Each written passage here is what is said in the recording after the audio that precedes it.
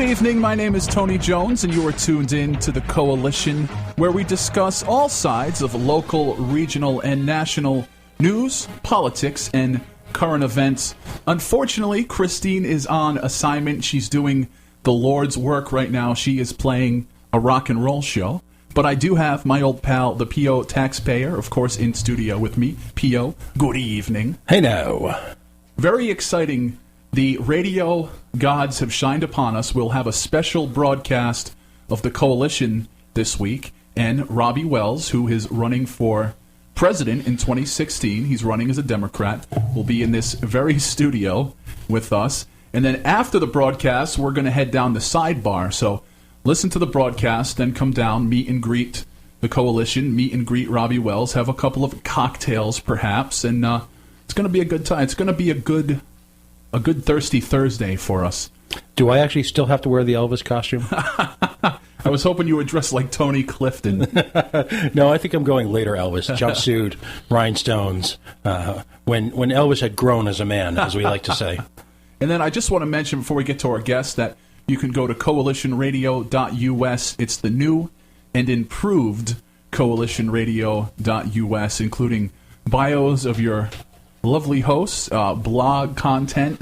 We have a Hall of Fame going with some of our best broadcasts. So coalitionradio.us is the place to be for all of your Coalition needs.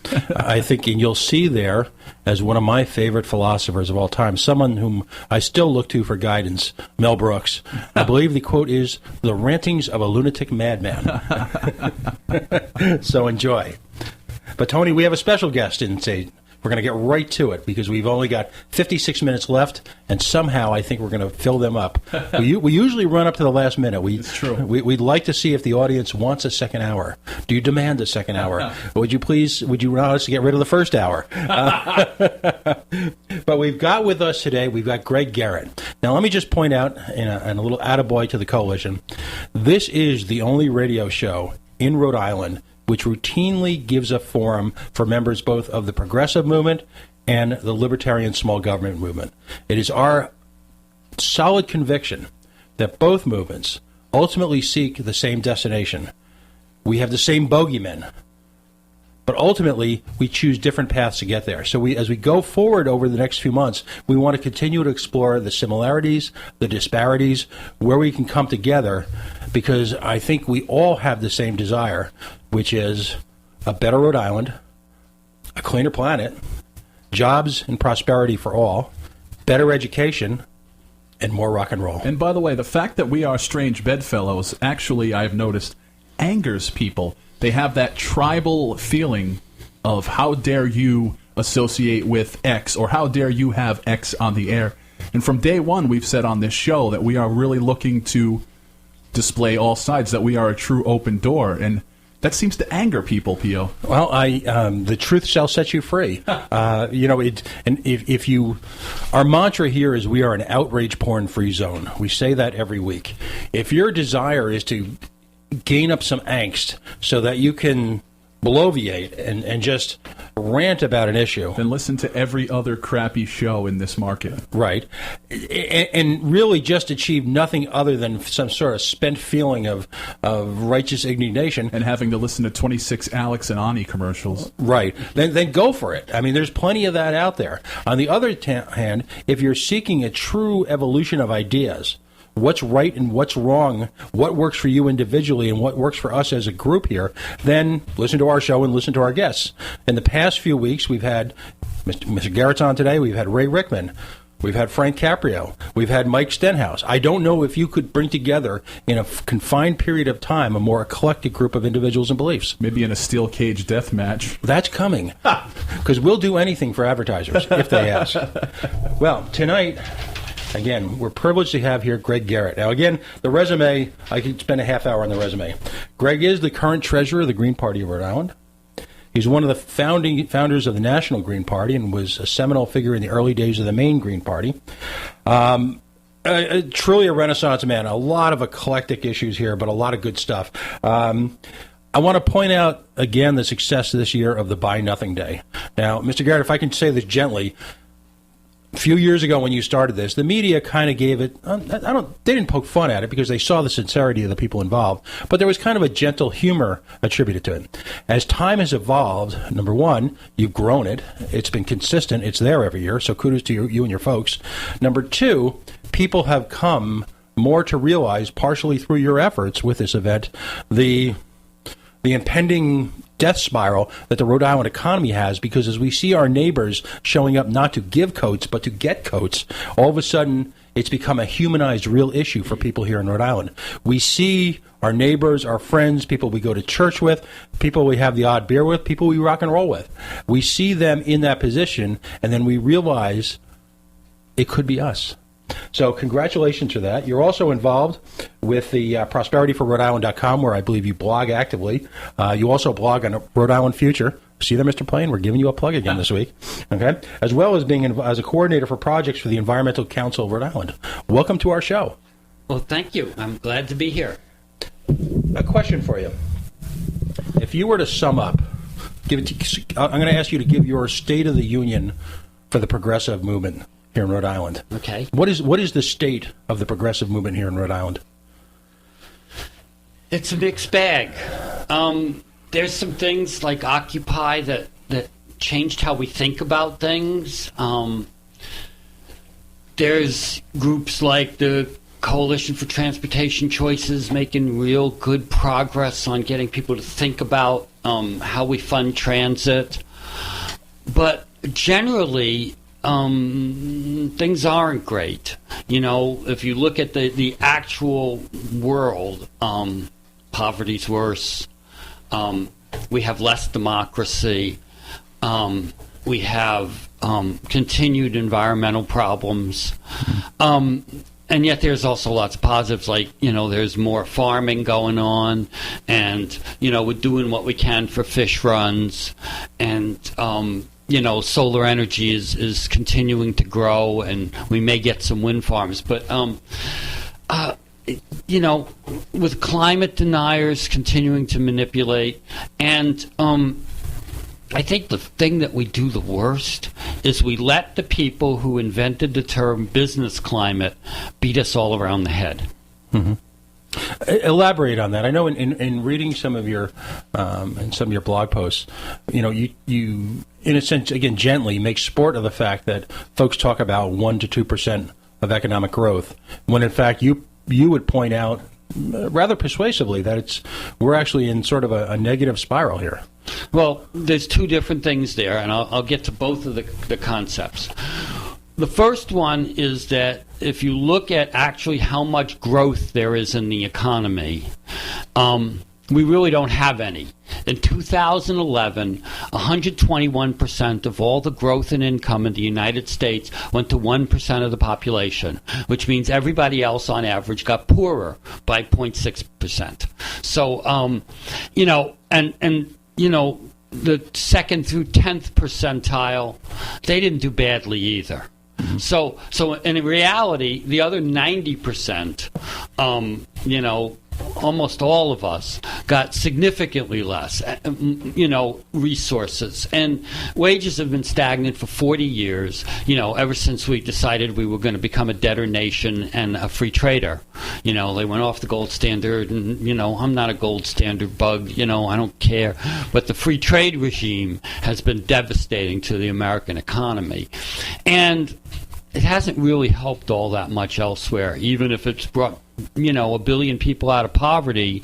It's made the poverty of 1 billion people worse. Mm-hmm. You know, the one. So you've got that, and so they're really, if you look at the actual growth of income, just the dollars, all the dollars that we're seeing in the economy that are new are basically funny money. They're not actually based on a better use of natural resources, a better use of labor. It's just, you know, the rich have managed to figure out how to steal more. And so that's all that we're seeing as growth.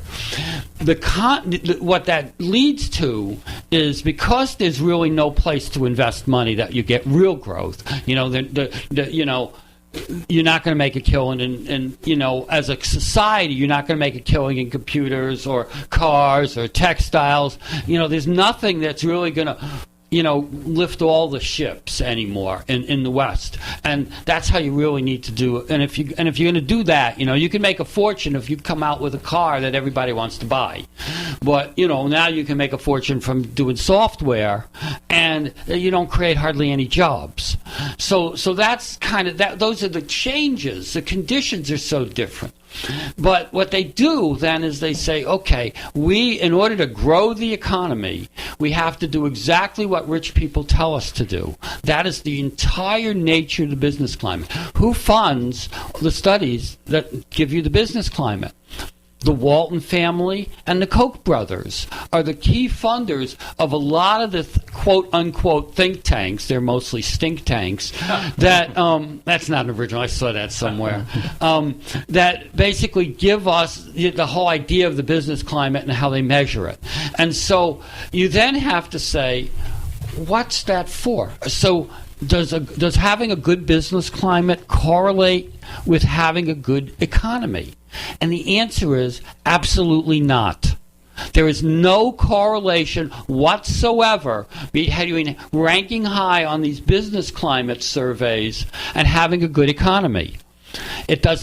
The only time it does, and this is one of the key problems with these things, is a lot of these business climate reports factor in how strong is your economy, and when they determine what your business climate is. Mm-hmm.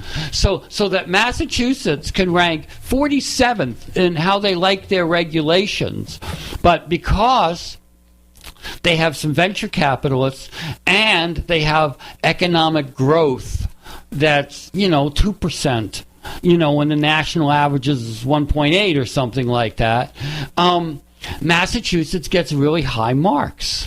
It's really, and that's because the economy's doing well. So it's a circular reasoning, and then it's basically saying, okay, if you want to, cutting taxes for the rich gets you, automatically a much higher rating in these things. And if you have a country that's not investing in infrastructure sufficiently, not investing in education sufficiently, making sure every student comes out of college with massive debt, then what are you really doing?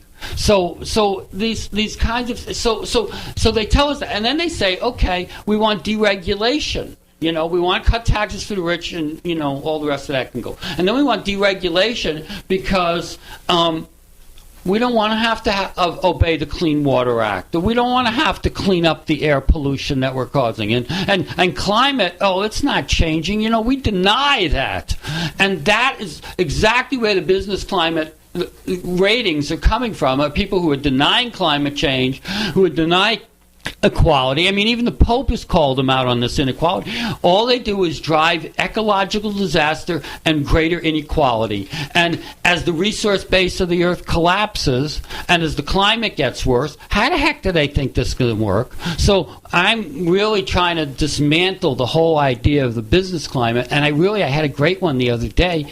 I went to a little confab, and this guy who used to work at the Economic Policy Council in Rhode Island, Kip Bergstrom, and we clashed on things like building a megaport at Quonset. So we've been kind of nemesises for 15 years, and he's now the Assistant Director of Economic Development for the state of Connecticut. Mm-hmm. So he's over in Connecticut these days. But he came to this little confab I was at. And we started talking just at the snack table about the business climate. And his reaction to business climates are exactly the same as mine. So this is a guy who's been, highly respected by, RIPAC and all those business groups. But even he knows that the whole idea of a business climate is a sham, and that you wouldn't want the economy of the places that rank high in the business climate. I'm going to read a quote of yours from one of your writings. There are many levers that can be pushed to create more economic growth, but the one thing economic growth is unable to survive is ecological collapse. The loss of soils, clean water, forests, fisheries, and biodiversity, combined with the fires, droughts, floods, climate change, is eating up all the actual growth, and many people are ending up poorer, even if a few are in the cities are getting richer. Can you give us some examples of A, that, and B, what you would do?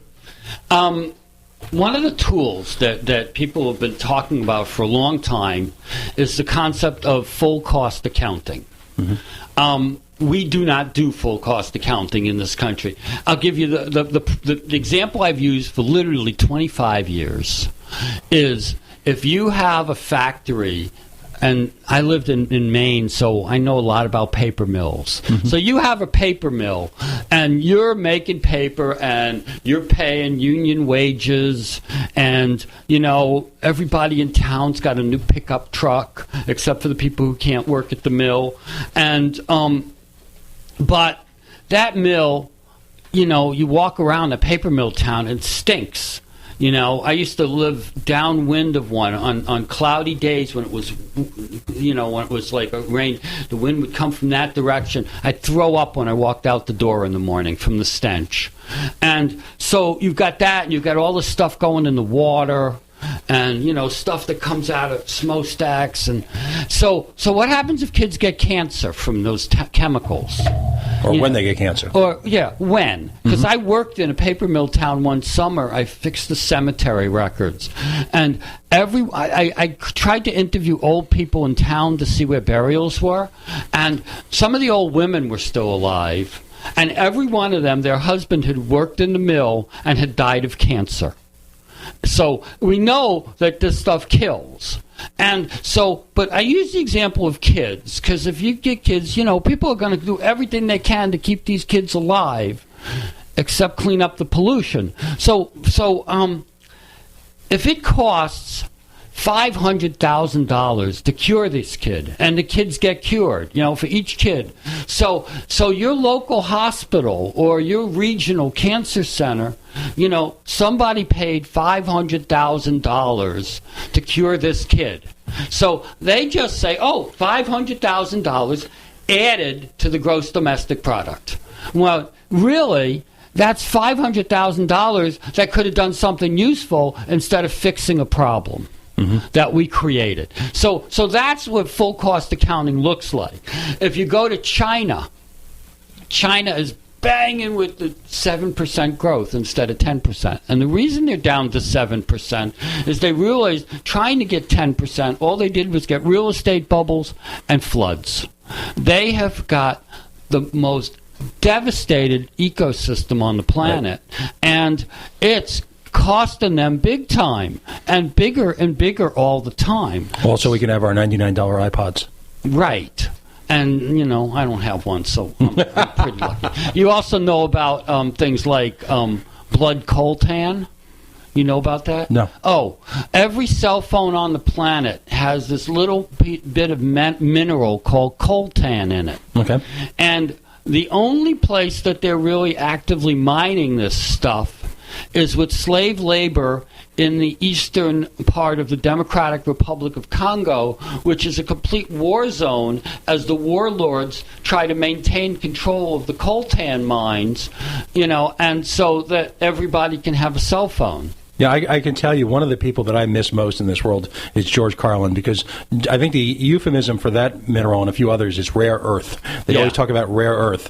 And I think it is one of the rare earths. There are 17 different rare earths. Right. And most of them now are coming out of China. Right. And the U.S. goes crazy every time China says, well, we need to slow down the export of these rare earths because our manufacturing requires it. And we go, that's a restraint of trade. You can't do that to us. And it's like, get a clue. There's only so much, and we need to stop, supporting dictators who can do this kind of thing. I mean, one of my a lot of my work is around forests. The global forest is disappearing. It's disappearing faster than ever. And you cannot. There's pretty good evidence. One of my favorite writers is Emanuel Wallerstein, and he wrote about the world system of the last 500 years. He said you absolutely cannot build an industrial civilization without lots and lots and lots of wood. You can't. You can't make paper. You can't build buildings. Because even if you're building steel, you're still using pieces of plywood. You're still using, brackets and stagings and countertops. And so if you don't have a steady supply of wood, you can't make the economy work. And the rate we're going through the forest, I mean, all of the forests in the world are being cut basically to build Chinese cities right now because China doesn't have any. So the ecological debts are skyrocketing, and then the forest as really one of our key tools in the fight against climate change. So if you run out of forest, you can't build cities. So the way I use the example, what happened in San Francisco in 1906? Devastating earthquake. And then fire. Right. So they had to totally rebuild the city. Mm-hmm. What happened in New Orleans in 2005? Katrina. And they had to totally rebuild parts of the city. And which city got rebuilt? Oh, I'm sure San Francisco. San Francisco. And one of the reasons that they did was because around the hinterlands of San Francisco, you could just go out in the forest in 1906 and cut redwood trees and build a city. Mm-hmm.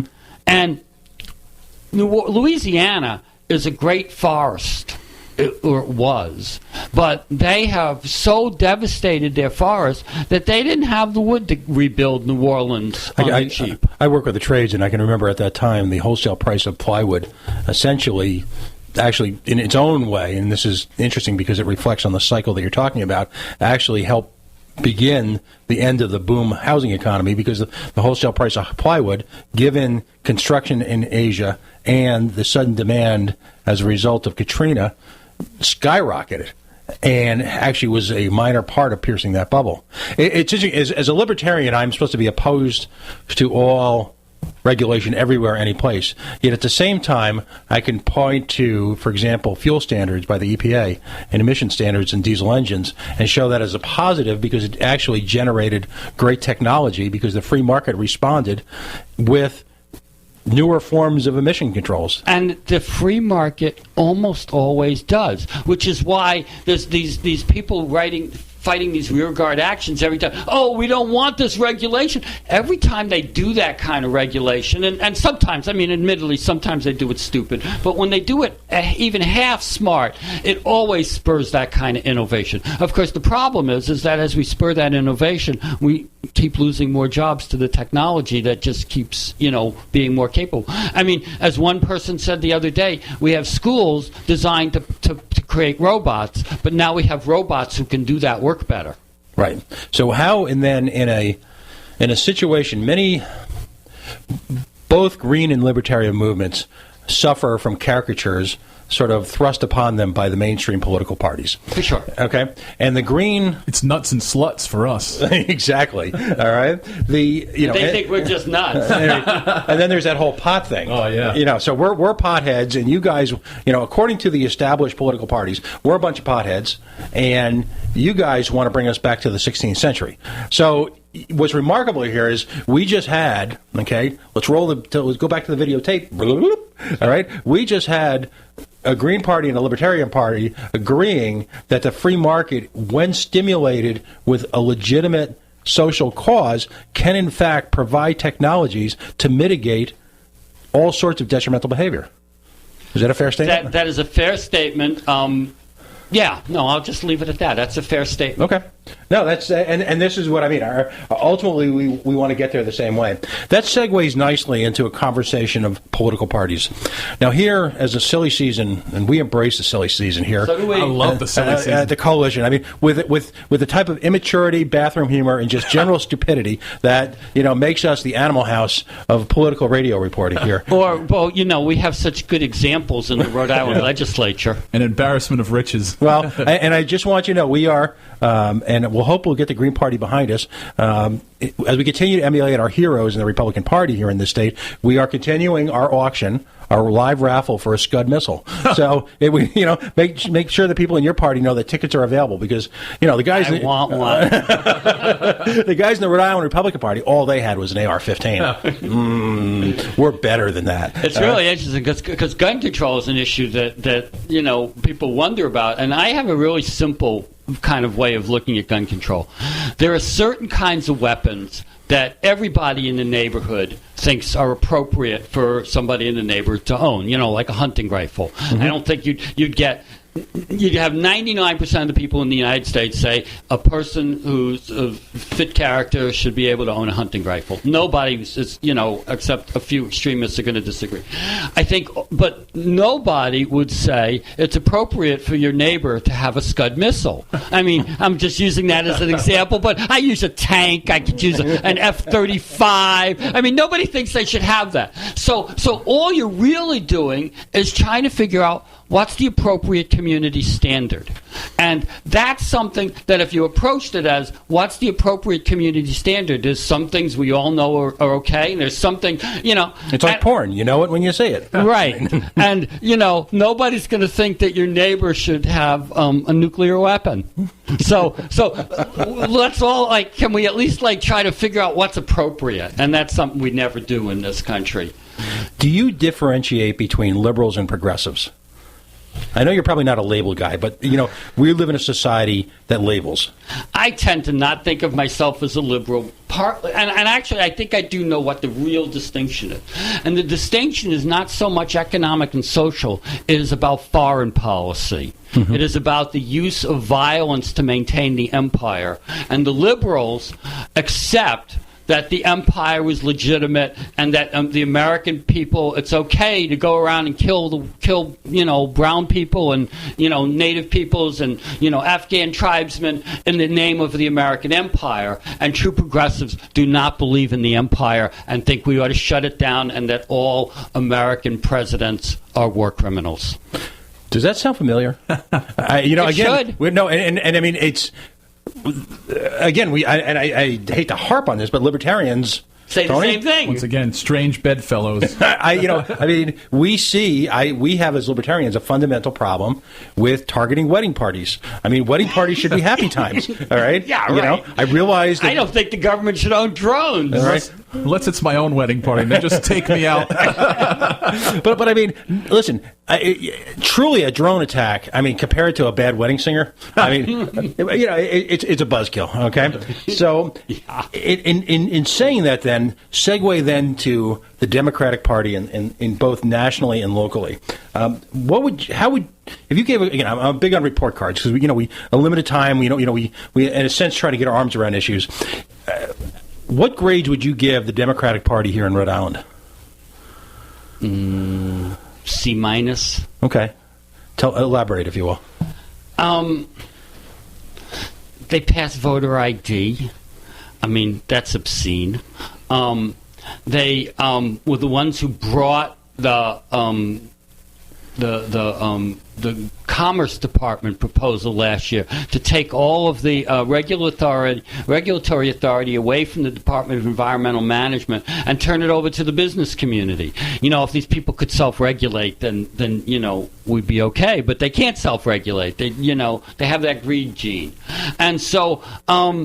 We've got, so they've got this whole, the budgets, what gets cut, why can't they, they keep running away from taxing the rich appropriately, they keep thinking that they should do the business climate thing. So that's what the Democrats are doing. Occasionally, I can't give them an F because they haven't jumped off the cliff yet the way the other side has. And, I kind of like that they passed gay marriage last year. It was about friggin' time, I mean, what took them so long? Right. And their leadership sells out to big business on a daily basis. And they still play the insider game that, they and they don't seem to even, I mean, a C- might be way too generous for them. Oh, I hear you. Well, I think we're coming up on a break in a minute. We are. We do have to take a quick break. Don't forget to check out coalitionradio.us on Facebook, facebook.com/The Coalition Radio, and on Twitter @coalition_radio. We'll be back in just a bit with a little bit more with Mr. Gerritt.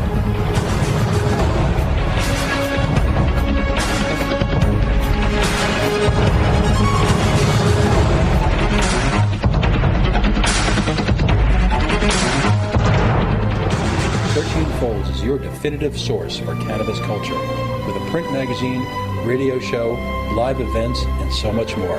Check them out online at 13folds.com.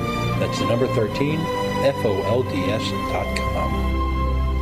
My name is Angel Rach. I'm a mother of 2 teenage children, and I fought all the way to the Supreme Court for the right to use the medicine that saved my life. I've been permanently disabled for 10 years, with an inoperable brain tumor, wasting syndrome, and several other serious conditions. For 4 years, I was in a wheelchair, in so much pain, I couldn't even hug my kids.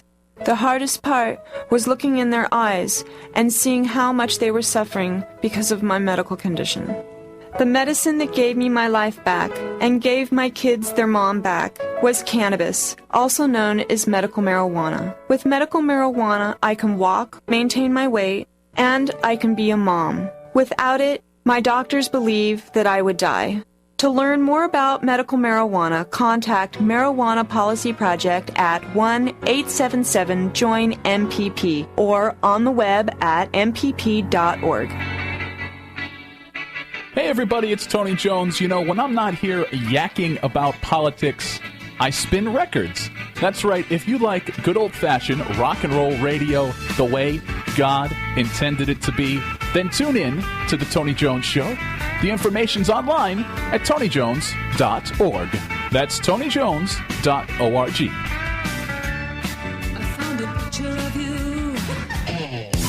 Heading out on the town tonight? Be sure to log on to providencenightout.com and don't forget to check their cell phone app. That's providencenightout.com.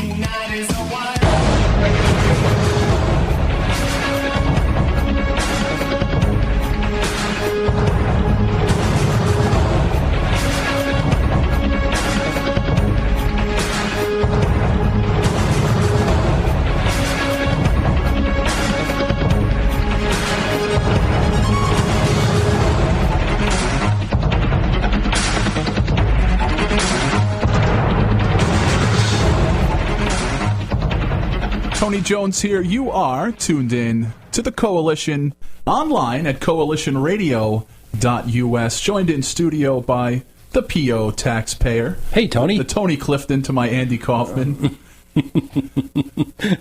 Again, I will ask our chief design consultant, the other Kenneth Block, what we should be doing this week for costuming.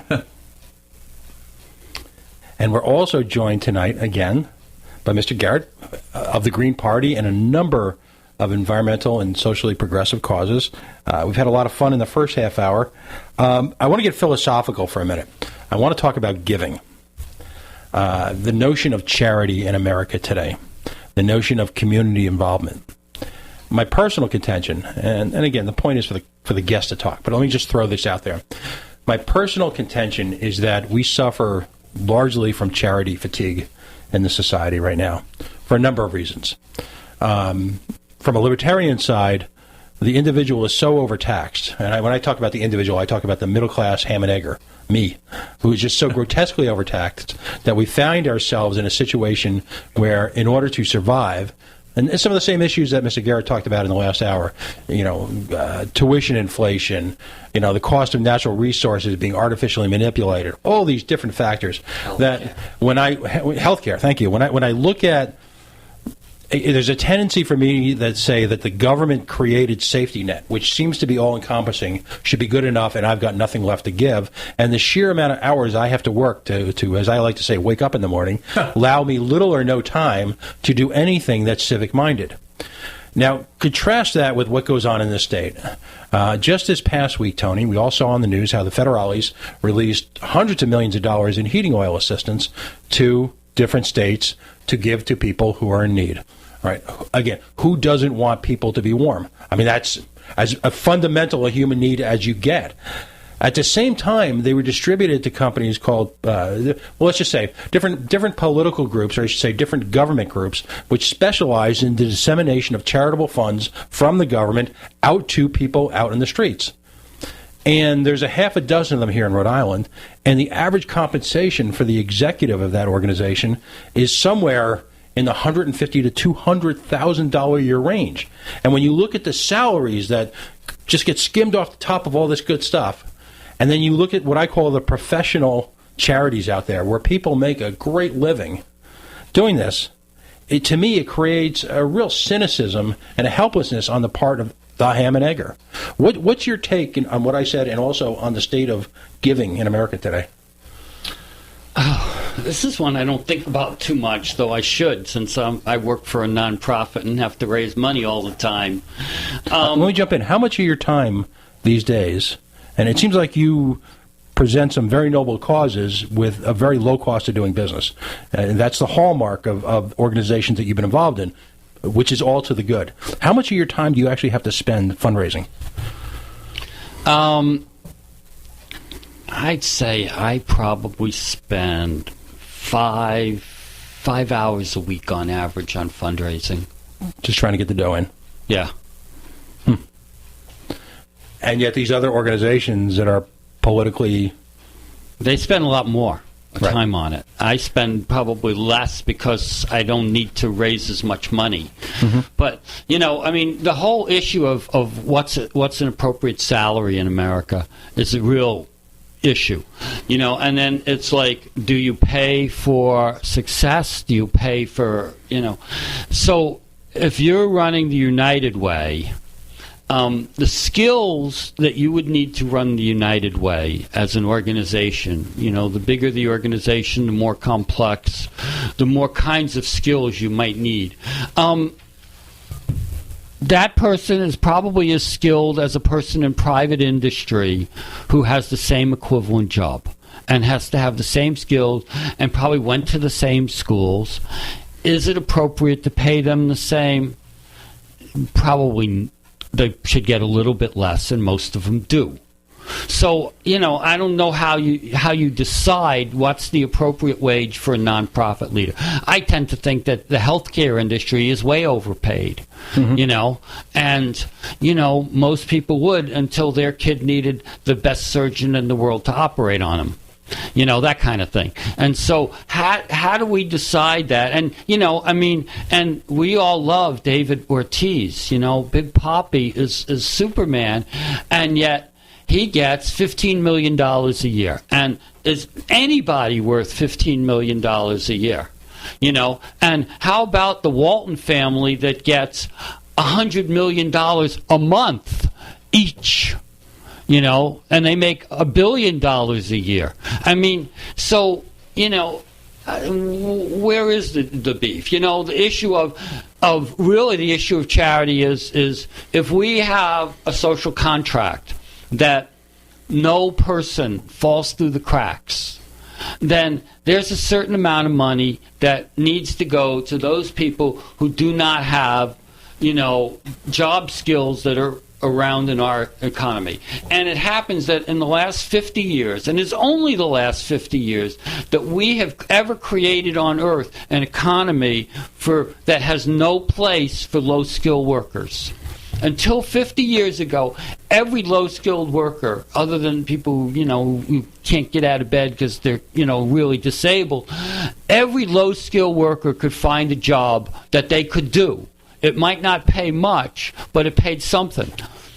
Now, you can't even get a lot of those jobs. There's way more people who want those jobs than exist, and they pay less than they have before. Minimum wage is falling further and further behind. So the issue is, so should the state do this? If you think about it, you're overtaxed, you're undertaxed compared to all of the Western democracies that have a better social safety net than the Americans do. Our social safety net is the worst in the industrial world, and our tax rates are lower than everybody. So we have always had the idea that we need private charity to substitute for the government. So we do private charity badly, and we do government badly, and then the poor die in the streets. That's kind of where we are in this, and that it's not an either or, it's a both and we do both of them poorly. What should, as a libertarian, I believe in private charity, because I believe, as I mentioned earlier in my rant, I believe that the reliance upon government charity has created, to a certain degree, both in the givers and the given to, a sort of a reliance on it.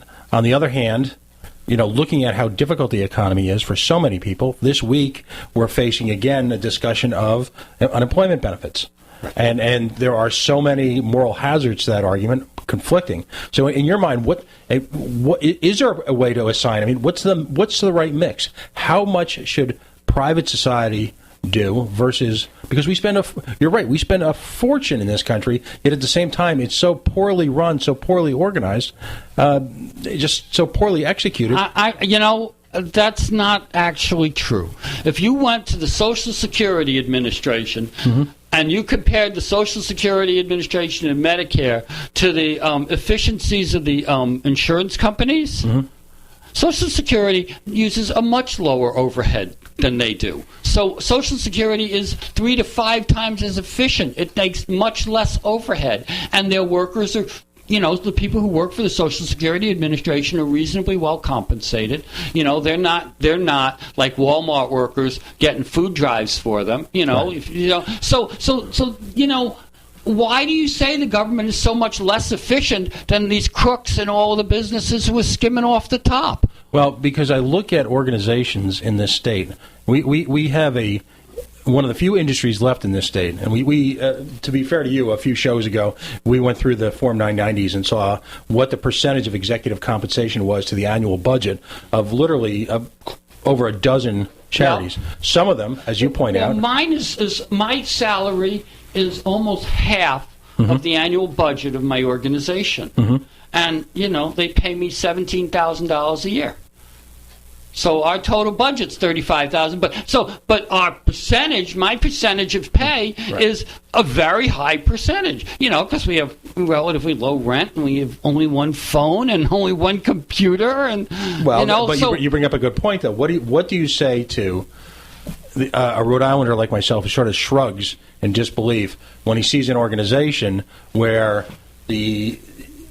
because you're clearly not paying yourself well, and you're clearly not doing this out of personal or self-motivation. But when you see an organization, for example, the former head of the Democratic Party in the state ran, I don't know if it's still going, I don't know that much. I tried, in fairness, we got no response, ran an organization that purports to discuss economics and civil literacy to young children, and paid himself $80,000+ a year to do so with very little evidence of any actual work. Right. And some would argue, not I, because I not like that, but some would argue it was almost a political placeholding job. Well, that's what it was. Okay. And so, that's all it was. And clearly we have those because there are people that we think are going to go do, and what are lawyers other than, so many of them, they run for office, and when they're not in office, they run a law firm, and then it's like when it's time to run for office again, they put their clients to the side and they run for office. I mean, it's like... Or unless you're Gordon Fox and you don't put your clients to the side. Right. You let them pay for you to be the speaker. That's my contention is that you have that percentage of self-dealing, self-interested organizations. It's not the level of compensation. Okay. We pointed out, for example, as an example where someone was fairly paid, was the gentleman who runs the Rhode Island Food Bank. Now, clearly, this guy runs... He's over 1,000 employees. Right. It's a huge and it's a $15 to $17 million operation. And by all accounts, one of the best run food banks in the nation. And what does he get paid? And he was in the 150s, 170s, which was absolutely fair and absolutely... He's a highly trained, well-qualified executive. Right. And so, the examples I would think of, we know which ones are the highest paid, and that's the healthcare industry. Right. And the healthcare industry is sucking money out of every part of the American system. And it's the only growth industry we have, and it's only because, and as it grows, everything else shrinks. I did some great numbers on the healthcare industry. I actually went over them again yesterday. It's the healthcare industry right now is 18.4% of the American economy. And the healthcare industry grows 3 times as fast on average as the rest of the American economy. So, if you were to take the American economy, call it 100, so 18.4 is the healthcare, 81.6 is the rest of the economy. if the economy is growing 2% a year and healthcare is growing 6% a year, so what percentage of all of the growth in the American economy is coming out of the healthcare industry? Most of it. 55%. And as a libertarian, you would argue if that growth wasn't on the backs of the American, health-paying public, right, combined with a grotesque inflation of the money supply. And how much it prevents people from starting new businesses because they can't afford to be without health care for if they got a sick kid or a sick parent. It's just such a drag on the economy. And yet that is our economic development strategy, is to grow the medical industrial complex. That is a clear economic development strategy in Rhode Island, is we will have more money going into that, even though it bankrupts the rest of the economy. Yeah, and some could argue that in the the most recent bailout of the city of Providence, the other economy, the university economy and the healthcare economy, were essentially fire-sold properties in Rhode Island in exchange for a short-term support of a Tavares budget that was bloated in its bureaucracy.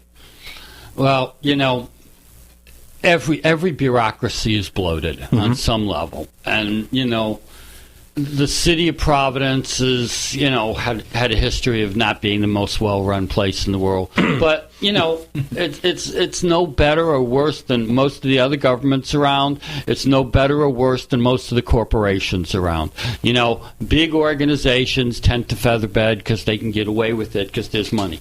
But, the fact that we the taxpayers are paying a lot to run the city of Providence.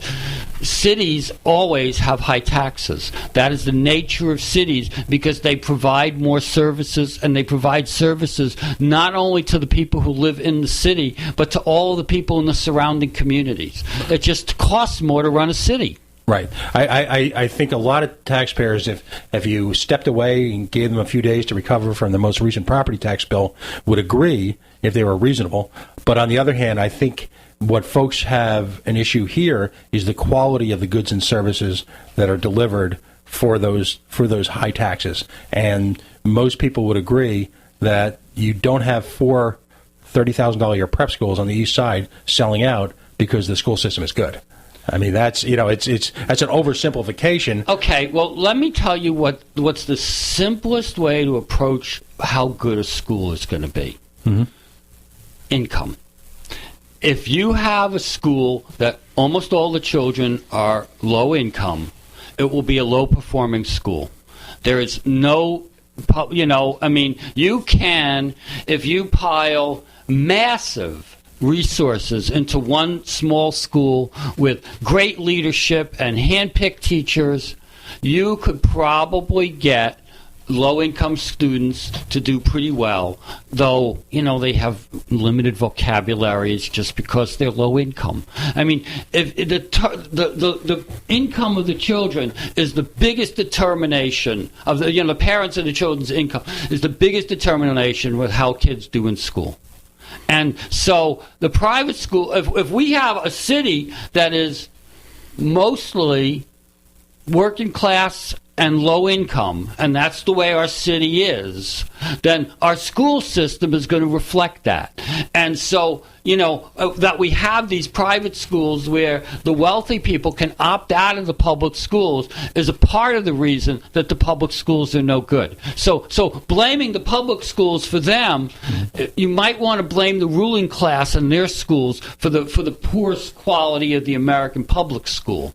I can tell you on a personal level, because I'm involved with both, and I'm certainly not a person of means. My background was from a lower middle class, and emphasis on lower middle class Milltown in New Jersey, where we actually had in our high school the highest number on an absolute basis of merit scholars in our entire county, and there were some very wealthy towns where we lived in. My only disagreement with you, I think, today is going to be on the competency of the people running the systems because of the enormous amount of money from external sources. Granted, I'll agree with you on the absolute that income is a major determinant in the success of particularly K to 8 school systems. Absolutely, there's no doubt about it. But at the same time, I think it was the gentleman Governor Cuomo of the second one pointed out in sort of a quickly forgotten speech a few years back that liberals or progressives, I'll say liberals in this case because they're the ones who occupy so many of the halls of government, liberals could do far better for themselves and move the ball away from the funding issue if they simply executed government on a day-to-day basis on a higher level. Everything could work better. There's no doubt. So, what's the argument there? Well, I think we're into the last 10 minutes. We call it the lightning round. All right. Okay, so I'm going to ask you a couple of questions, and we're just going to bang through and have some fun here. All right. Do you find irony in the fact that a sitting president, whose political credibility, our current president, comes from having served as a community organizer, has completely ignored, on almost every single level, any sort of prosecution for the people who were involved in the mortgage and the banking crisis in 2008? There's a lot of irony in that. It's pretty sick. But then again, Barack Obama, before he became a community organizer, worked for a CIA front company, so maybe not. Fair enough. The Green Party. Is it possible? We've had 3, I'll call it registered third-party movements in the last 10 years. You had the Green Party, you had the Cool Moose, and most recently you had the Moderate Party. The Green Party, I would argue, on a structural level, was probably the most successful in that there were multiple candidates. It was not a, and I say this carefully because I don't want to indict Mr. Healy's efforts at all. I think his efforts were noble. But it was not a party of I'll say, a cult of personality like the Cool Moose Party, or in the most recent case, the Moderate Party. For the most recent 2 examples really were fronts for the individual beliefs of one person and essentially supported, motivated, run by that one individual. Based on your experience after years of community organizing and years of being a political advocate, is it possible in Rhode Island to ever have a successful third party? Yes. I don't know what's going to do it, but it's possible. And, sometimes it's charisma. Sometimes it's the message of the times. It's harder as the political system becomes more awash with money. And the Green Party will never be awash with money. It's got a constitutional, unwillingness to have any. So that makes it difficult in these times, but it's necessary. I can't tell you when it's going to happen. Did the reliance on Ralph Nader, in a sense, set the Green Party back? No. People blamed Ralph Nader for a lot of bad stuff that didn't have anything to do with him, and we took some bad hits because of that. And the next round, 2004, which I wrote a book about, was the people who wanted Ralph Nader to be the Green Party candidate, which Ralph Nader did not want to be the Green Party candidate. And the people in the Green Party who said, we want a candidate who actually wants our nomination, we're not going to give it to somebody who doesn't want it, that hurt us internally. So, we were hurt by running Nader, but I always said we really weren't, because he did things to our growth trajectory that we would not have done without him. And eventually we were going to have to come back to the mean, because politics around an individual, eventually you come back to the mean. And we continue to grow, and it's really funny because we have so little power compared to Green parties around the world in their own countries, and yet we get more votes than any other Green Party in the world. If you add up all the people who vote for Green Party candidates in the course of an election year in the United States, it's more people than vote for the Green Party in Germany. It's not unlike when the Reform Party spiraled out of control and had Pat Buchanan as their nominee. Yeah.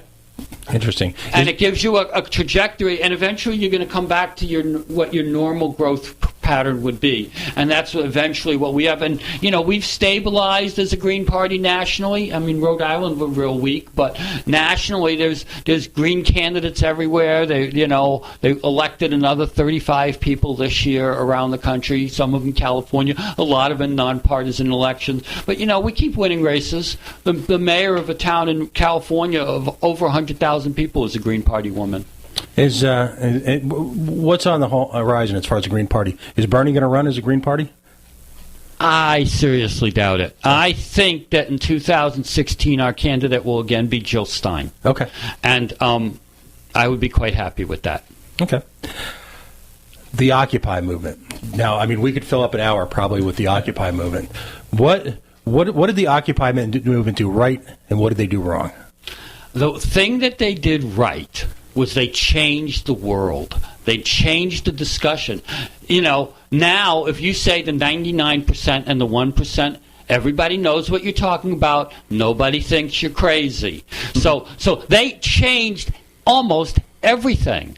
I mean, who's not talking about inequality these days? The Pope came out with a statement, a big statement. He influenced a lot of people. Barack Obama's talking about inequality. That is only on the agenda because of what Occupy did. How they did it, what they did, did they organize well enough? Who cares? What they did is they changed how people think. That's interesting because I want to dovetail that in our last minute or two here. I read your blog post about what happened at Brown University a few weeks ago, and I run hot and cold in this. One of my favorite writers of all time was a writer by the name of Nat Hentoff, who still writes for the Village Voice on occasion. Has got his own blog. As I like to say about Nat, he was a good writer on civil liberties because he pissed everybody off. All right, so the notion then. And I run hot and cold on this, of shouting down a speaker is anathema to me. On the other hand, they were in a sense successful because, again, it became a national issue because of their civil disobedience. Let me tell you what I think about this one is that I really believe that some of the free speech doesn't really apply to somebody who locks up people who try to exercise free speech.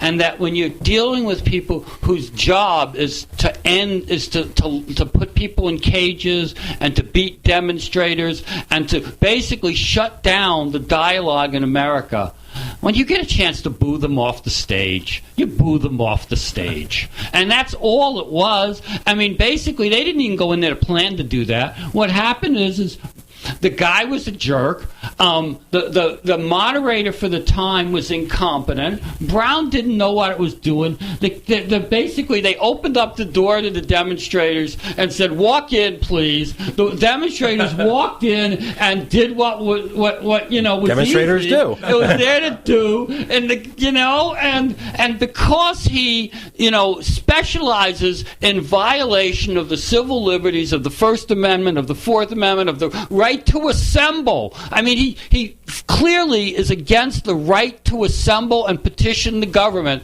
He deserves a different treatment than some other kind of person you hate. And as we close on that, that's a uniquely libertarian philosophy. Very rarely do we disagree, P.O., but we disagreed on that very statement. I say, scream away, kids. I've run hot and cold. I mean, I see people in my life, this was a magic moment for civil disobedience. Of course, the sad irony is de Blasio, the new mayor of New York, picked Bratton, who is, just as bad. And one of the things Bratton said was that the city of New York will fall apart. I'm paraphrasing. Will essentially unravel in a matter of weeks if they stop using this policy. He's crazy and a fascist. On that note. Unfortunately, we do have to wrap it up. Real quick, how do people access your blog? Prosperity4ri.com. Spell out prosperity 4 is FORRI.com. Thank you again, P.O. Great job as always. Hey, have a great night. Join us this Thursday for a great night, and join us next week and each and every week right here on the Coalition. Online at coalitionradio.us. On Facebook, facebook.com/The Coalition Radio. And on the almighty Twitter at Coalition_radio.